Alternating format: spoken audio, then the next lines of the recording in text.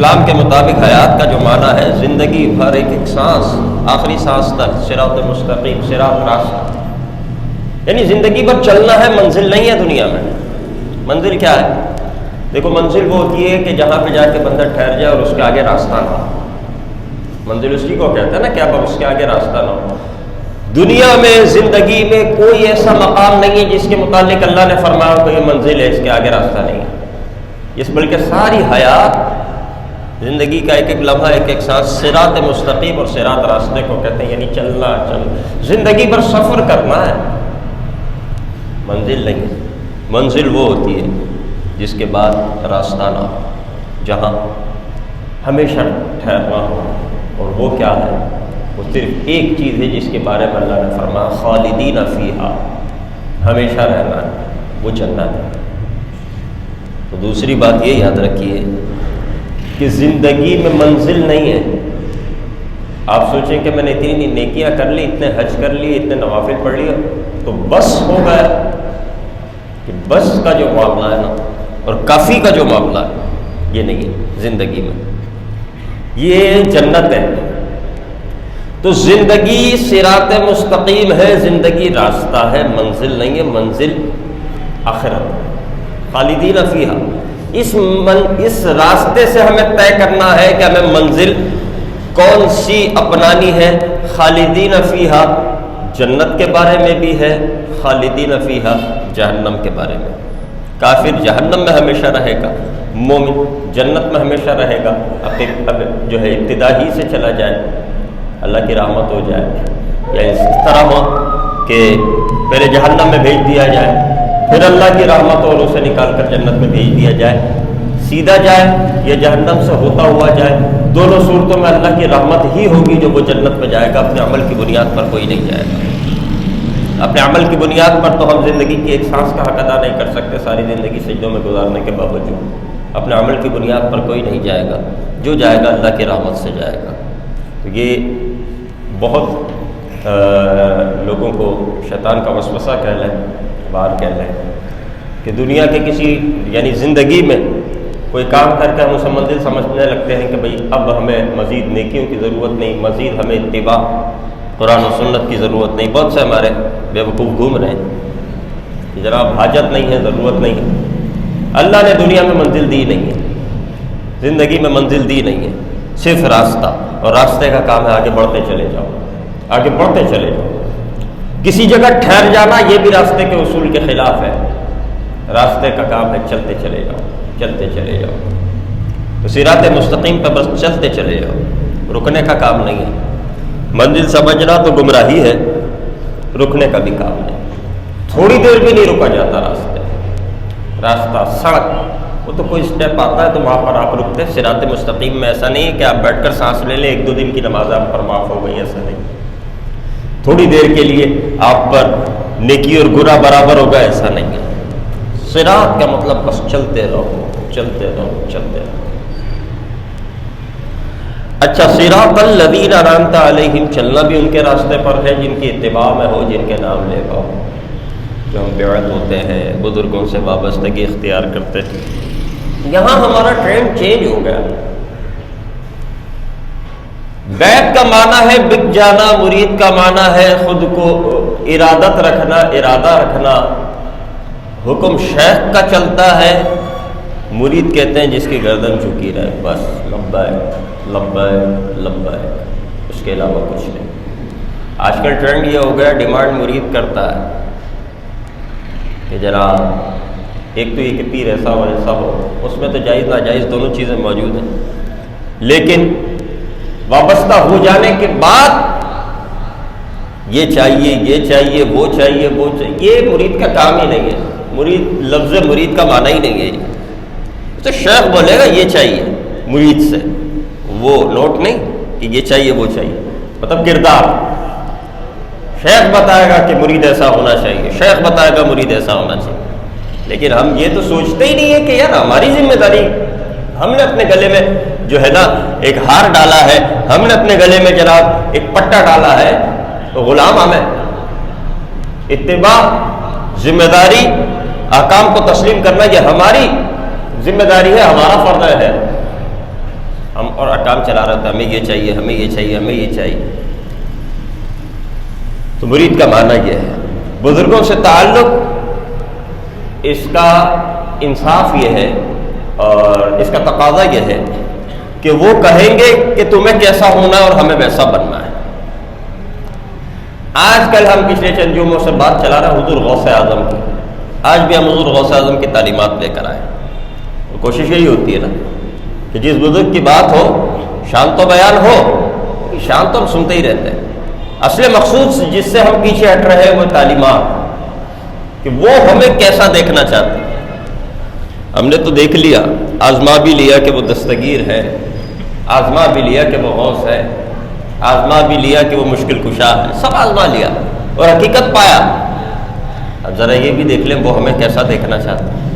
حضور غوث اعظم دستگیر رضی اللہ تبارک و تعالی، تحریر میرے سامنے حضور غوث اعظم کی موجود ہے.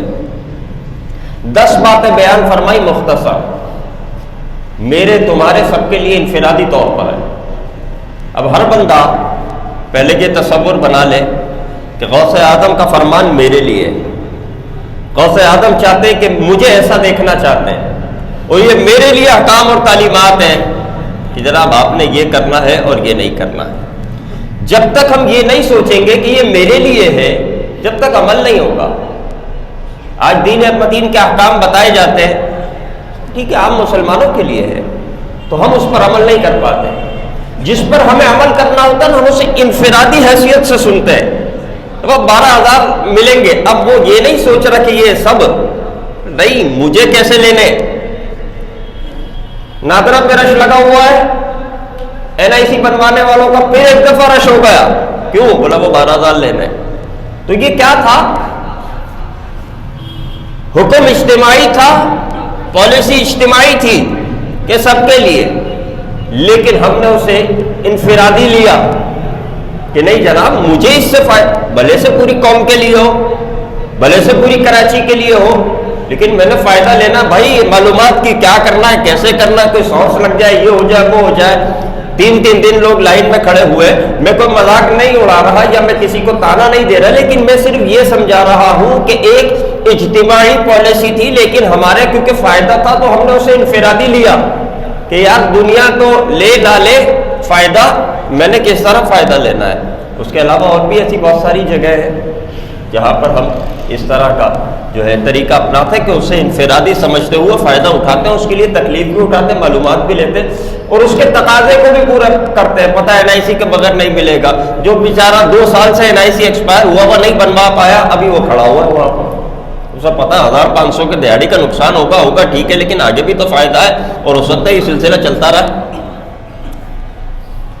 تو بہرحال اسے ہم نے انفرادی لیا. تو یہ جو احکام ہوتے ہیں نا دین کے، ہم اسے سمجھتے کہ بھئی یہ تو لوگ کر ہی رہے، نماز پڑھنے والے نماز پڑھ ہی رہے، میں تو بس جمعہ پڑھ لیتا ہوں، روزہ رکھنے والے روزہ رکھ ہی رہے، ہم تو یار اتنے گناہگار ہیں، یہ ہے وہ ہے. لیکن ماں نہیں سوچا کہ یار ہم تو اتنے غریب ہیں، ہمیں کوئی کیا دے گا. بولا نہیں، غریب ہوں جب بھی تو جانا ہے اور امیر ہوں جب بھی جانا ہے. ہمارے یہاں بھی سلسلہ ہوا، اچھا خاصا معاملہ رہا، لوگ خود سے آئے کیونکہ وہ ایک سمجھ رہے تھے کہ یار میرا یہاں فائدہ ہے، مجھے یہاں جانا چاہیے. حالانکہ حقیقی سے فائدہ ہے، بالکل پتہ بھی نہیں چلے گا کہاں گئے 2-4 دن برابر. لیکن کیا بندے کو ایک فکر ہے کیونکہ وہ سمجھ رہا ہے کہ یار میرے فائدے کی چیز. اسی طرح میرے دوستوں جو دین متین کے احکام ہیں وہ حکم تو اجتماعی آتا ہے لیکن ہوتا ہر شخص کے لیے انفرادی. ہر شخص جب تک یہ نہیں سوچے گا کہ یہ میرے فائدے کے لیے، جب تک یہ نہیں سوچے گا کہ یہ میرے لیے ہے، جب تک وہ اس سے فائدہ نہیں اٹھا پائے گا. مجھے کچھ لوگوں نے شکریہ ادا کیا ابھی چند روز پہلے کہ ہم نے جو یہاں پر ممبر سے ایک آواز اٹھائی تھی کہ جو ہمارے نوجوان نشے کی طرف جا رہے ہیں، اور بہت سی باتیں ان کو بھی جو ہے تربیتی الفاظ کہے، بڑوں کے لیے بھی کہے اور جناب برادریوں کے لیے بھی کہے کہ یہ نہ سمجھو کہ دوسرے کا بچہ جا رہا ہے برائی کی طرف، میرا بچہ تو بچا ہوا ہے نا، کل میرا بچہ بھی چلا جائے گا، ماحول تو وہی ہے، پتہ بھی نہیں چلے گا. اور یہاں یہ کمال ہوتا ہے کہ جانے کے بعد پتہ چلتا ہے کہ وہ جا چکا اور پھر پلٹنے کا راستہ نہیں ہوتا. لیکن لوگوں نے ایکشن لیا، برادری کے بڑوں نے ایکشن لیا.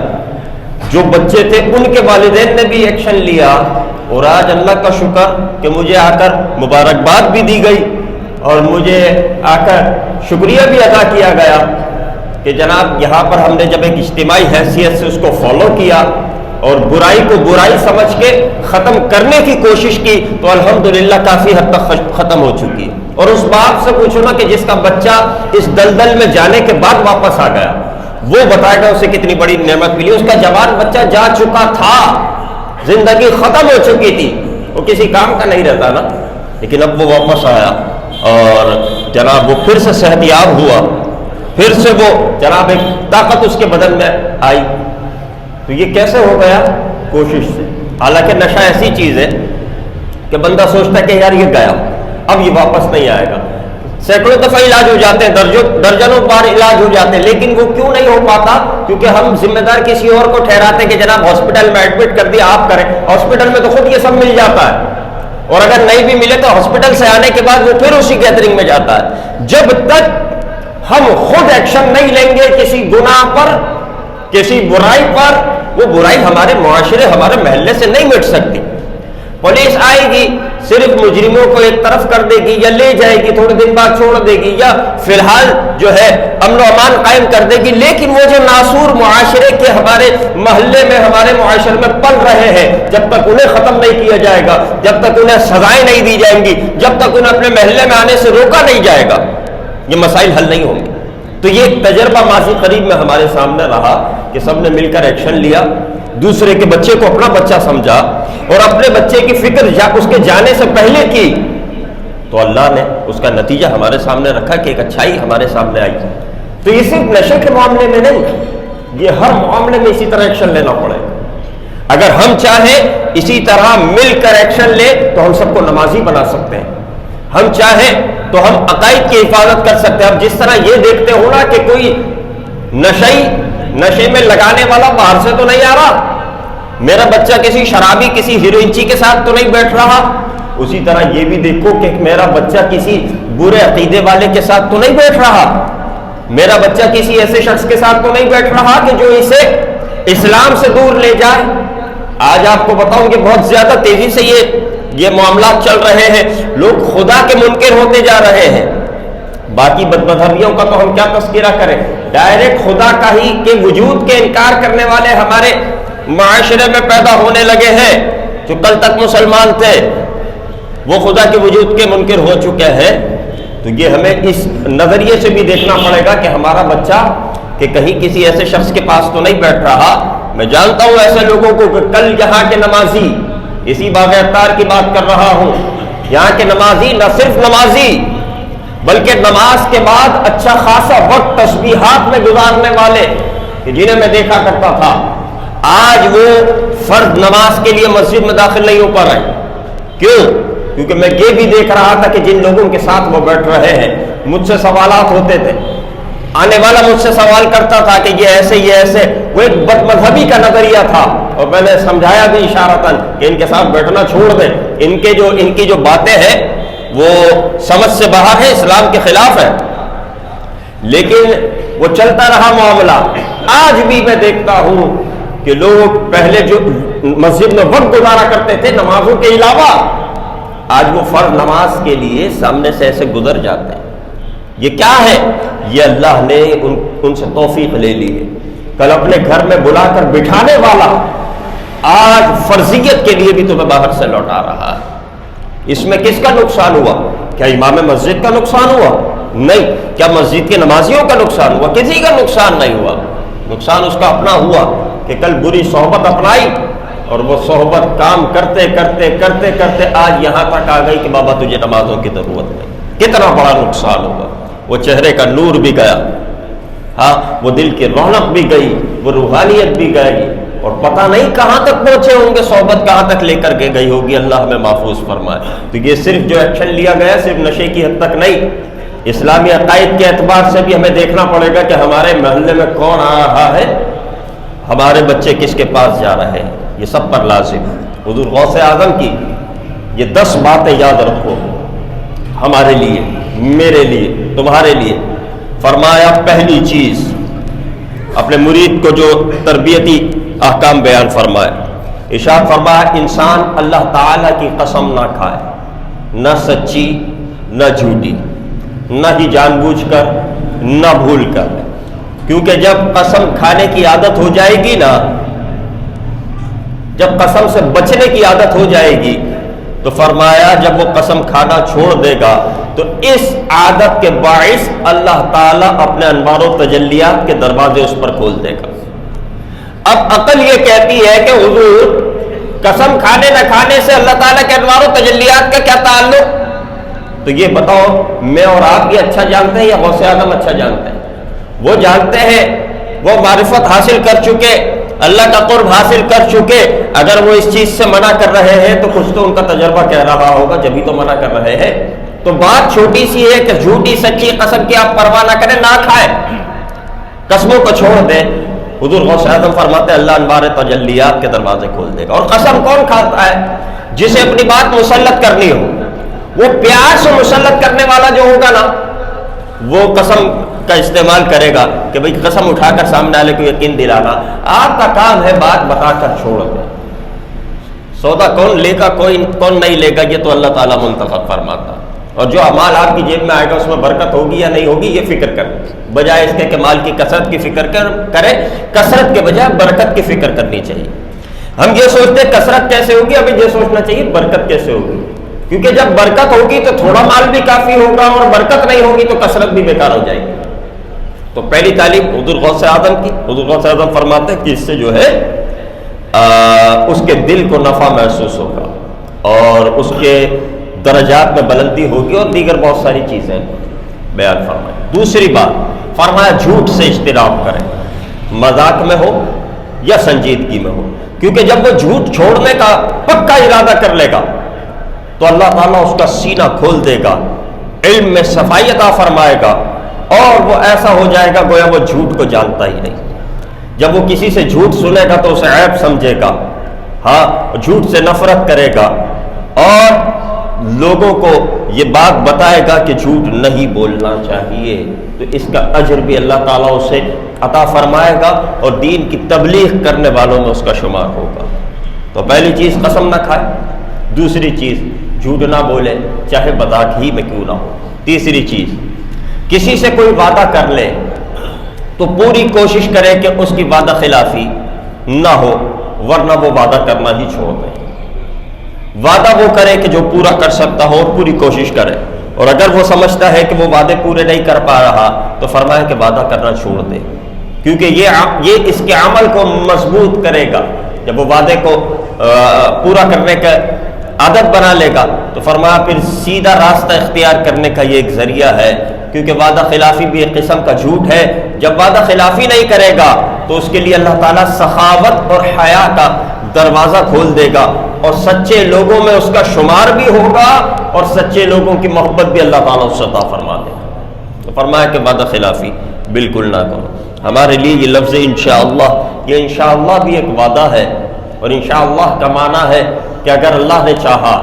لیکن کتنے افسوس کی بات ہے کہ بہت سے لوگ انشاءاللہ وہاں کہتے ہیں کہ جہاں انہیں کام کرنا نہ ہو. جو کام کرنا نہیں چاہتے وہ انشاءاللہ کہہ کر ٹال دیتے ہیں کہ سامنے والے کو بھی خاموش کروا دیتے ہیں. لیکن سنو، اگر تم کام کرنا نہیں چاہتے اور اس لیے انشاءاللہ کہہ رہے ہو تو یہ اللہ کے اس جملے کی، اللہ کے اس نام کی بے ادبی ہے کہ تم اسے بچنے کے لیے استعمال کر رہے ہو. جھوٹ کے طور پر اگر انشاءاللہ کہہ رہے ہو تو یہ پھر اللہ کی پکڑ کا باعث ہے. اور بہت سے لوگ تو انشاءاللہ کہنے والے پر یقین نہیں کرتے. وہ جس نے انشاءاللہ نہیں کہا تو اس کا مطلب وہ کر دے گا. ایسے لوگ موجود ہیں، وہ اس نے انشاءاللہ کہہ دیا اب نہیں کرے گا. استغفر اللہ العظیم. اور یہ کس وجہ سے ہوا؟ یہ ہماری اس عادت کی وجہ سے ہوا کہ ہم نے لفظ انشاءاللہ کو غلط استعمال کرنا شروع کر دیا. آج پھر وہ لوگ آ گئے کہ جو کہتے ہیں کہ جناب اگر انشاءاللہ کہہ دیا اس کا مطلب اس نے کرنا ہی نہیں ہے. تو مومن کا آئینہ ہوتا ہے، وہ خود ان کی اپنی عادت ایسی ہوگی جبھی وہ دوسرے کو پرکھ رہے ہیں. لیکن بہرحال غوث اعظم کی یہ بات ہمارے ذہنوں میں ہونی چاہیے. ہمیں غوث اعظم ایسا دیکھنا چاہتے ہیں. چوتھی چیز، مخلوق میں کسی پر لعنت نہ کرے. ذرے سے کمتر بھی کوئی مخلوق ہو تو غوث اعظم فرماتے ہیں اذیت نہ دے، کیونکہ یہ بات نیک اور سچے لوگوں کی عادتوں میں سے ہے. اور اس کے باعث وہ دنیا میں اللہ تعالیٰ کی حفاظت میں رہتا ہے اور آخرت میں بلند درجات پر فائز ہوگا۔ اللہ تعالیٰ اسے ہلاکت کی جگہوں سے بچائے گا، مخلوق سے محفوظ و معمون رکھے گا، نیز اسے بندوں کی شفقت اور اللہ تعالیٰ کا قرب حاصل ہوگا۔ کسی پر لعنت نہ کرے، کسی کو ادنا نہ سمجھے، کسی کو چھوٹا سمجھ کر اسے تکلیف نہ دے۔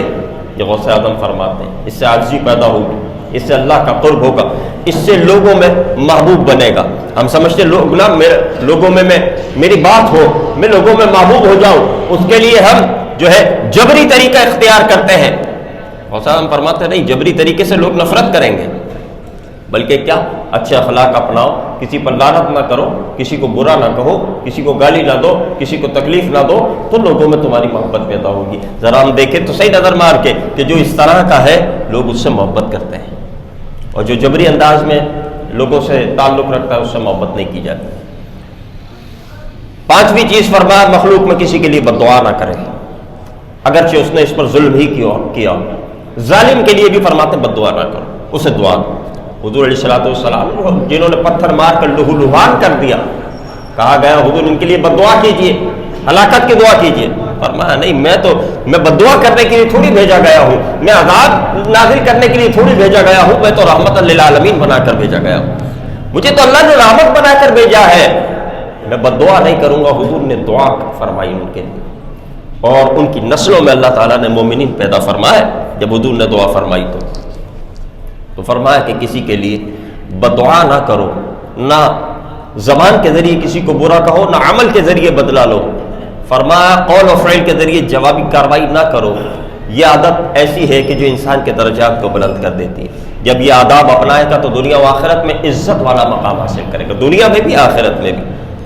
دور و نزدیک کی مخلوق کے دلوں میں اس کی محبت اور دوستی کے جذبات پیدا ہوں گے، اس کی دعائیں قبول ہوں گی، بھلائی میں بلند مقام حاصل کرے گا، دنیا میں مومنوں کے دلوں میں اس کی عزت ہوگی۔ تو دعائیں قبول ہوں گی جب مسلمانوں کو تکلیف دینے سے اپنی زبانیں محفوظ رکھی جائے۔ حضور نے فرمایا بے گناہ زبانوں سے اپنے لیے دعا کرو۔ صحابہ نے عرض کی حضور ہماری تو زبانیں گناہ گار ہیں، بے گناہ زبانیں۔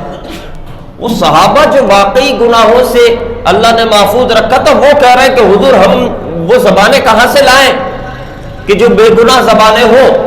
آج ہم سینکڑوں گناہ کر کے بھی خود کو جو ہے پاکیزہ سمجھتے ہیں، وہ صحابہ عرض کرتے ہیں یا رسول اللہ وہ زبانیں کہاں سے لائیں جو بے گناہ ہوں؟ حضور نے اس کا طریقہ فرمایا، حضور نے فرمایا ایک دوسرے کے لیے دعا کرو۔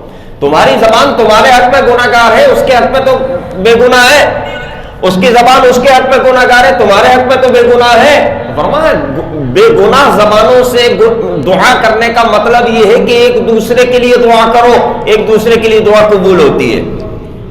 تو ایک دوسرے کے لیے دعا کرو، ایک دوسرے کے لیے اچھے الفاظ استعمال کرو، لیکن ہم تو ہر ناکامی کا الزام جو ہے دنیا والوں پر تھوپے چلے جا رہے ہیں کہ یہ ہو گیا تو اس کی وجہ سے ہو گیا، یہ ہو گیا تو اس کی وجہ سے ہو، صبح شکل اس کی دیکھ لی، صبح بات اس سے کر لی، یہ آیا تو یہ ہو گیا وغیرہ وغیرہ۔ ایسا نہیں ہے، صبح اٹھ کر آئینہ ہی دیکھا کریں تاکہ کسی کو الزام دینے کی نوبت ہی نہ آئے۔ اور آج کل تو آئینہ ہی دیکھا جاتا ہے کہ سب سے پہلے بندہ موبائل دیکھتا ہے تو سب سے پہلے تو اپنا ہی عکس نظر آتا ہے، اس کے بعد اس کے اندر وہ دیکھتا ہے کیا ہے اور کیا نہیں ہے۔ گھڑی بھی بعد میں، آئینہ بھی بعد میں، وضو بھی بعد میں، نماز بھی بعد میں، سب سے پہلے بندہ جو ہے موبائل اٹھا کر دیکھتا ہے۔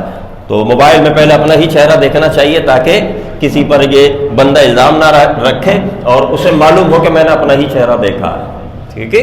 تو پھر اسے پتہ چلے کہ میں کیا ہوں اور مجھے جو دوسرے دیکھ رہے ہیں تو وہ کس طرف جا رہے ہیں۔ چھٹی چیز فرمایا کسی مسلمان کے خلاف شرک، کفر، منافقت کی گواہی نہ دے، کسی پر کفر کے فتوے نہ تھوپے مسلمانوں پر، یا تو پانی نہ پلاؤ تو کافر ہو گیا ہو، اور بھیا ہم کسی کو قتل بھی کر دیں تو مومن، ہاں کوئی کسی نے مجبوری میں پانی کا بھی منع کر دیا بولے کافر ہے۔ ایسا نہیں، اتنی چرب زبانی نہیں ہونی چاہیے شرعی معاملات میں۔ ہاں جہاں کفر ثابت ہوتا ہے وہاں آپ کے علماء بتائیں گے کہ کفر ثابت ہوا ہے یا نہیں۔ اس طرح یہ کسی یار یہ منافق ہے نہیں، اس طرح کسی پر اس طرح الزامات نہیں لگا دینے چاہیے عقائد سے متعلق۔ فرمایا یہ عادت کو چھوڑ دینا، یہ بات رحمت کو قریب کرتی ہے، درجات کو بلند کرتی ہے، سنت کی تکمیل کرتی ہے اور علم الہی میں دخیل ہونے سے، رکاوٹ ہونے سے دور رکھتی ہے، اللہ کے غضب سے، قہر سے بچاتی ہے، اللہ تعالیٰ کی رضا اور رحمت زیادہ قریب اس طرح ہوتی ہے۔ ساتویں چیز فرماتے ہیں ظاہری اور باطنی گناہوں کی طرف نظر کرنے اور ان کا ارادہ کرنے سے باز رہے، ان سے اپنے اعضاء کو دور رکھے، اس بات سے اس کے اعمال کا ثواب دنیا میں دل اور اعضاء جسمانی کو جلد حاصل ہوگا اور آخرت میں بھی ثواب ملے گا۔ کیا فرمائی ساتویں چیز؟ ظاہری طور پر باطنی طور پر فرمایا گناہ کی طرف نہ توجہ نہ کریں۔ آٹھویں چیز، مخلوق میں سے چاہے وہ چھوٹا ہو یا بڑا ہو کسی پر بوجھ نہ ڈالیں، اپنے سے بڑے پر بھی بوجھ نہ ڈالیں، مالی اعتبار سے، ذمہ داریوں کے اعتبار سے اپنے سے چھوٹے پر بھی بوجھ نہ ڈالیں، بلکہ غوث اعظم فرماتے ہیں دوسروں کا بوجھ خود اٹھائیں۔ آقا کریم علیہ الصلوۃ والسلام کی سنت بھی یہی ہے کہ لوگوں کا بوجھ خود اٹھایا کرتے، دو عالم کے مالک و مختار ہیں، بادشاہ ہیں، لیکن کبھی کسی پر بوجھ نہیں ڈالا، کمزوروں کا بوجھ اٹھایا کرتے تھے۔ یہ بہت بڑی، یہ پورے عرب میں آپ کی جو ہے شان پھیلی ہوئی تھی کہ یہ جو ہے محمد صلی اللہ علیہ وسلم اپنے تو اپنے پرائے بھی اس بات کو تسلیم کرتے تھے کہ یہ دوسروں کا بوجھ اٹھاتے ہیں، کسی پر بوجھ نہیں ڈالتے۔ نویں چیز، تو اپنے خود کو بھی ذرا اس طور پر سنبھالیں کہ اپنے سے چھوٹا ہو ماتحت ہو اس پر اس کی طاقت سے زیادہ بوجھ نہ ڈالیں۔ اللہ نے ہم پر ہماری طاقت سے زیادہ بوجھ نہیں ڈالا، تو ہماری کیا اوقات ہے کہ ہم اللہ کی مخلوق پر، اللہ کے بندوں پر اس کی طاقت سے زیادہ بوجھ ڈال دیں؟ تو ایسا نہیں کرنا چاہیے۔ نویں چیز فرمایا لوگوں سے امید اور لالچ ختم کر دیں، جو کچھ ان کے ہاتھوں میں ہے اس کی طرف نہ دیکھیں، یہ بہت بڑی عزت ہے، یہی غنا ہے، عظیم بادشاہی ہے، یقین صادق ہے، یہی توکل ہے، یہی اللہ تعالیٰ پر یقین ہے، اور یہی زہد ہے، یہی فقر ہے، یہی تقویٰ ہے۔ کیا کہ جو کسی کی تجوری میں ہے، جو کسی کے ہاتھ میں ہے، اسے نہ دیکھے کہ کس کے پاس کیا آ رہا ہے، جو اللہ نے دیا اس پر صابر و شاکر رہے۔ یہ چیز خواہ کی تکلیف میں مبتلا کر دیتی، اس کے پاس یہ آ رہا ہے، اچھا اب بھائی اس کے پاس آ رہا ہے وہ خوش ہے، تم خواہ ٹینشن لے کر اپنا آپ کو جو ہے نا مریض بنا رہے ہو، دوسروں کی فکر کر کے اس کے پاس یہ آ رہا ہے، اس کے پاس یہ آ رہا ہے، اس کے پاس اتنا کیوں آ رہا ہے، کہاں سے آ رہا ہے وغیرہ۔